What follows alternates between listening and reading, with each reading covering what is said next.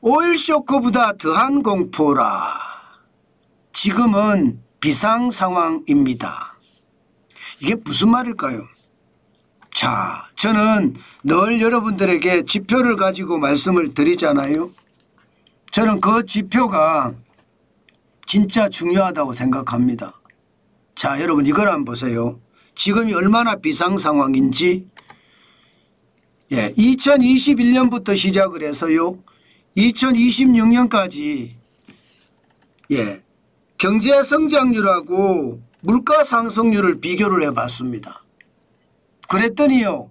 2021년에는 경제 성장률이 4.6%였습니다. 물가 상승률은 2.5%였고요. 경제 성장률이 더 좋았다는 이야기죠. 그런데 2022년부터는 틀립니다.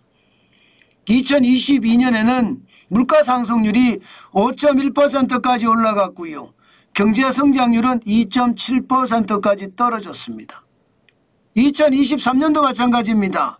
물가는 3.6% 올라갔지만 성장률은 1.6%에 그쳤습니다. 작년에도 마찬가지예요.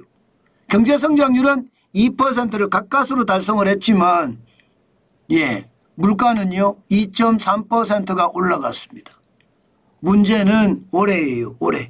올해는 성장률이 마이너스가 안 되는 게 다행입니다. 0.9% 성장률 예상하고 있습니다. 그런데 물가는 2% 생각을 하거든요. 내년에도 마찬가지입니다. 현재까지 나온 것을 보면 내년에 물가는 2.0%고요. 성장률은 1.8% 예상합니다. 그러면 여러분 지금 2022년, 2023년, 2024년, 2025년, 2026년까지 지금 5년 연속 물가 상승률보다 경제 상승률이 못 따라간다는 이야기잖아요. 경제 성장률이. 이거 말입니다. 굉장한 충격적인 요소예요. 대한민국에 이런 적이 단 한 번도 없었습니다. 2차 오일 쇼크 때가 1978년에서 1981년이 있거든요. 이때 4년 연속 기록 후에 처음입니다.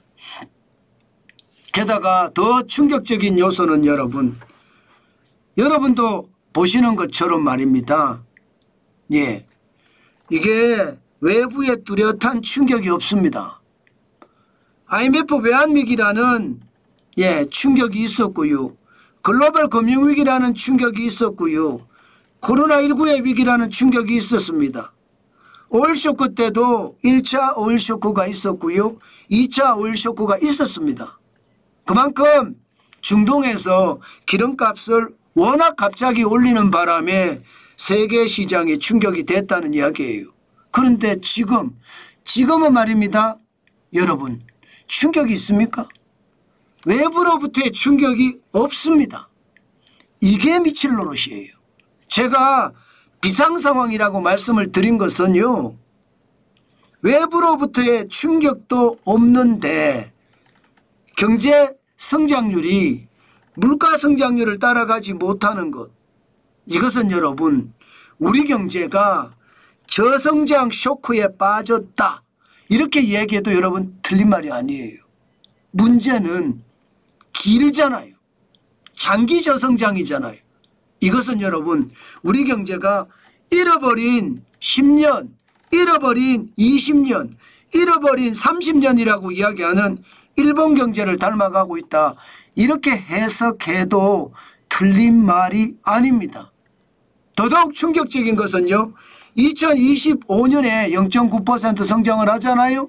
만약에 내년에 지금 1.8% 성장한다 그러면 2년 연속 2% 미만 성장이에요. 대한민국에서는 2년 연속 2% 미만 성장은 한 번도 없었습니다. 역사적으로 없었어요. 그런데 지금 형태로라면 돈을 엄청나게 뿌리는데도 내년의 성장률이 정부는 1.8%라고 했어요. 그렇지만 한국은행은 1.6%, 상황에 따라서는 한국은행은 1.4%까지도 떨어진다고 했습니다. 이렇게 되면 대한민국의 아픔은 엄청나다. 제가 그렇게 말씀드릴 수 있을 것 같습니다. 제가 여러분들에게 2022년 3분기부터 대한민국의 상황은 좋지 않았다 그랬습니다. 그때가 저성장의 시작점이라고 했습니다. 그 이후로 말입니다.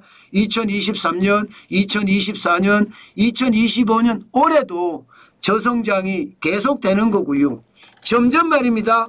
돈을 뿌리는데도 깊이가 자꾸 깊어져요. 깊이가. 이게 비상상황이라는 거예요. 그만큼 말입니다.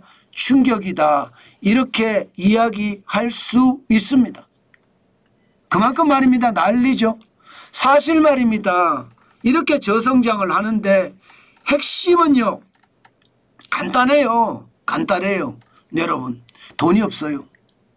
돈이 없어요. 돈을 못 써요. 지금 2025년 1분기를 보세요. 실질 소비 지출이 0.7% 줄었습니다. 이것은 여러분 소득이 그만큼 줄었다는 이야기예요. 예, 게다가 더 중요한 것은요. 소득이 준 것도 준 거지만 부채가 많아서 이자를 갚느라 돈을 덜 쓴다는 이야기도 되는 거예요. 결국 말입니다. 우리 저성장의 핵심은요.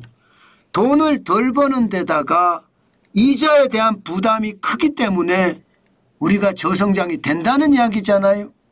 그래서 지금 이재명 정부는 이것을 타개하겠다 그렇게 생각을 하고 돈을 세리 붓습니다. 추경을 말입니다. 1차 추경을 13조 8천억 했고요. 2차 추경을 31조 8천억 원. 올해만 45조 6천억을 쏟아 부었어요. 그런데 좋아졌나요? 경제가 좋아졌습니까? 좋아졌다고 못 느끼죠. 그만큼 말입니다. 이게 생각했던 것보다가 돈을 안 쓰는 거예요. 돈을 퍼부으면요. 추가 소비가 일어나줘야 되거든요. 근데 추가 소비가 안 일어나요.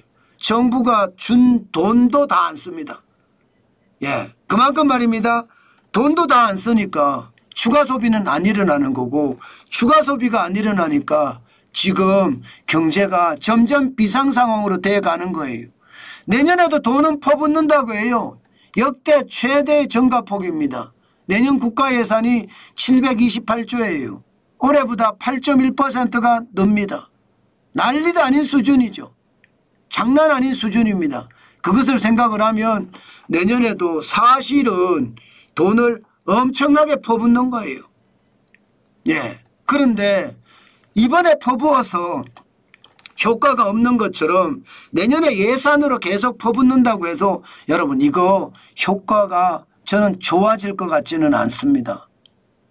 가장 중요한 것은요. 돈을 나눠준다고 경제가 좋아지는 게 아니에요. 이것은 포퓰리즘이라고 하는 재정 중독만 키울 뿐이지 경제가 더 잘 돌아갈 수 있는 일은 일어나지 않습니다. 일본에서도 그랬잖아요. 돈 주니까 그죠? 장롱에다가 넣어놨습니다. 안 써요. 안 써요. 돈을 우리나라 사람들도 마찬가지로 돈 안 씁니다. 돈 안 쓰면 무슨 일이 벌어질까요? 여러분. 소비가 그만큼 위축이 되는 거고 경제는 더 꼬꾸라질 거예요. 그래서 우리 경제가 나빠진다고 하잖아요. 그러면 도대체 어떻게 해야 되느냐? 간단합니다, 여러분. 간단합니다. 지금 비상상황을 타개할 수 있는 방법은 잠재성장률을 높이는 방법밖에 없어요. 잠재성장률을 높이는 방법. 잠재성장률은 여러분도 아시는 것처럼 세 가지 요소입니다. 세 가지 요소. 첫 번째가 노동의 요소입니다. 노동의 요소. 이것은 출산율을 많이 끌어올려야 된다는 뜻이에요. 경제활동 인구가 점점 줄어들잖아요. 이거 굉장히 심각하거든요. 두 번째가 자본의 요소입니다. 자본의 요소는 우리 정부가 혹은 우리 기업들이 많이 투자를 해야 되거든요. 그런데 정부가 투자하는 것을 빚내서 투자하면 안 된다는 이야기예요. 이게 건전 투자가 이루어진다. 그래 자본이 건전해져야 돼요. 이것도 쉽지 않습니다. 대미 투자액이 3,500억 달러나 되니까 이것도 쉽지 않아요. 세 번째가 총요소 생산성입니다. 총요소 생산성이라고 하니까 말은 어려운데요. 요소마다 생산성을 높이는 거예요. 요소마다. 예를 들어 최고경영자는요. 최고경영 사장은 도전을 하는 거예요. 계속 도전하는 그런 모습을 보이는 거고요. 예, 이 회사의 직원들은 노동 생산성을 올리는 겁니다. 노동 생산성을. 지금 노동 생산성이 대한민국이 꼴찌거든요. 거의 OECD 국가 중에 제일 꼴찌예요. 노동 생산성이 개판이거든요. 일은 안 하고 월급은 더 받는다. 이게 우리 노동 생산성의 개념입니다. 그래서 이 부분을 어떻게 하든 또 바꿔줘야 됩니다. 어디 그뿐입니까? 기술 개발도 충실히 해야 되잖아요. 그죠? 기술 개발을 해야 미래를 준비하는 거잖아요. 그죠? 이게 굉장히 중요한 거예요. 그렇다면 여러분, 여기에 필요한 재원을 정부가 계속 도와주는 거예요. 출산율을 높일 수 있는 방안을 찾고요. 대한민국의 자본이 건전하게 투자되도록 정부의 정책 방향을 잘 잡아줘야 되고요. 여기에 총 요소 생산성, 요소마다 생산성이 올라가게끔 정부의 적극적인 정책이 필요합니다. 지금처럼 요소마다 사람들의 길을 죽이는 정책은 아니라는 거예요. 법인세 올리고 이런 게 근로소득세 올리고 이런 건 아니라는 거예요. 지금 그 비상상황을 돌파하기 위해서는 지금 그 어느 때보다 잠재성장률을 올려야 된다. 이게 굉장히 중요합니다. 그렇지만 지금 현재로 보면요. 잠재성장률을 올리기는 굉장히 어려울 것 같습니다. 지금 돈만 풀겠다. 뭐 농어촌 기본소득이라고 해서 풀고요. 아동수당이라고 해서 풀고요. 이 돈 푸는 일만 천지예요.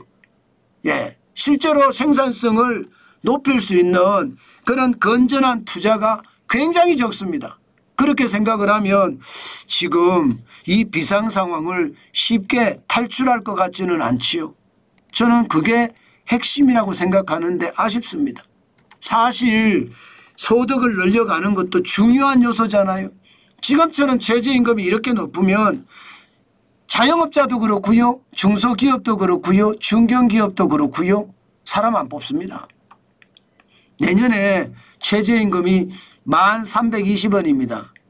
1320원에다가 여러분 여기다가 주휴수당을 포함하면 얼마일까요? 주휴수당을 포함하면요. 적어도 12,000원까지는 줘야 됩니다. 그럼 12,000원 주고 안 오거든요. 13,000원, 14,000원까지 줘야 돼요. 이런 상황에서 경제가 잘 될 거라고요? 어렵습니다. 고용 안 하니까요. 자영업자도 고용 안 하고요. 중소기업도 고용 안 하고요. 여기에 중견기업, 심지어 대기업도 고용 안 합니다. 이게 저는 앞으로 더 큰 충격이 될 수 있다는 뜻입니다. 그만큼 말입니다. 지금 우리 경제는 누가 뭐라고 하더라도 비상상황입니다. 제가 여러분들에게 말씀드리는 게 맞습니다. 다른 언론사에서는 경제 좋아진다 이런 말 나오지만 제가 지표로 말씀드리잖아요. 틀린 말이 아닙니다. 제 말이 맞습니다. 여러분 지금 대한민국은요. 물가 상승률보다 경제 성장률이 뒤처집니다. 벌써 5년째예요. 이렇게 되면 여러분 대한민국의 상황은 점점 꼬여갈 겁니다. 오일 쇼크 때도 이 정도는 아니었거든요. 그것을 생각을 해보면 대한민국의 현재 경제는 점점 나락으로 떨어지고 있다. 이 말이 정답입니다. 돈 뿌려서 경제가 좋아지는 것처럼 보이지만 결국 그것은 한때고요. 장기적으로 보면 경제는 더 꼬꾸라진다는 거예요. 그게 충격이다. 저는 그렇게 생각합니다.